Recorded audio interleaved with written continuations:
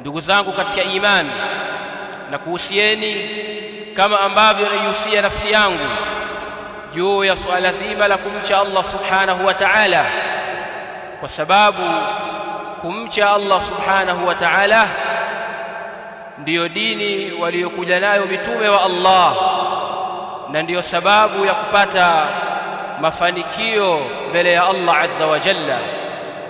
Ayuha almu'minuna ibadallah, Allah azza wa jalla katika Qur'an amewasifu waumini kwa sifa nyingi, kwa sifa mbalimbali zilizokuwa nzuri, lakini miongoni mwa sifa hizo Allah amewasifu kwamba wao ni wenye kutoa katika mali zao.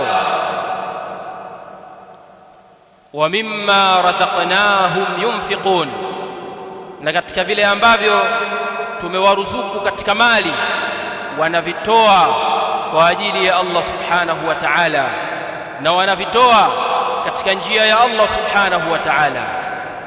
Katika aya nyingine Allah alipokuwa akiwasifu wacha Mungu ambao ndio hao waumini, akasema wa fi amwalihim haqqul lis-sa'ili wal mahrum, na katika mali zao hawa wacha Mungu, katika mali zao kuna haki wanayoitoa kwa ajili ya wale wenye kuomba na wale waliojizuia kuomba.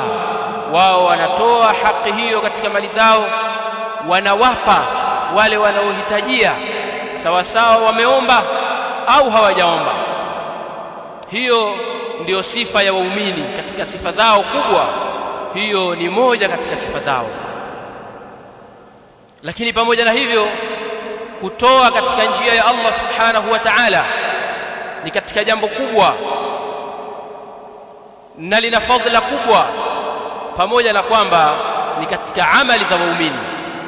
Allah subhanahu wa ta'ala anasema mathalu ma yunfiquna amwalahum fi sabilillah, mfano wale ambao wanazitoa mali zao katika njia ya Allah subhanahu wa ta'ala, wanazitoa mali zao katika kuendeleza dini ya Allah subhanahu wa ta'ala.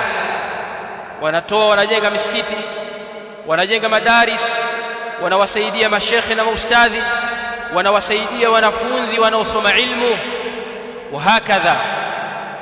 Wale ambao wanazitoa mali zao katika njia ya Allah, ile mali wanayoitoa kamathali habbatin ambatat sab'a sanabil, ni kama mfano wa punje iliyooteshwa kisha ikatoa matawi 7. Fi kulli sumbulatin 100 habba, ikatoa mashuke 7. Katika kila shuke moja kuna punje 100. Ndio mfano wa wale wanaotoa mali zao katika njia ya Allah, malipo wanaoyapata, kwa maana wanalipwa kwa kile wanachokitoa mara 7, mara 700 mfano wake. Ni kama mfano wa mti uliooteshwa kisha mti ule ukatoa mashuke 7, kila shuke likatoa punje 100. Ndio mfano wa mtu aliyetoa mali yake katika njia ya Allah. Manake mali hiyo imekuwa Allah ameikuza mpaka Allah anamlipa zaidi mpaka mara 700. Wallahu yudha'ifu liman yasha, na Allah anamzidishia mtakaye zaidi ya hiyo mara 700. Wallahu wasi'un alim. Hizo ni katika faida za wale wenye kutoa mali zao katika njia ya Allah subhanahu wa ta'ala.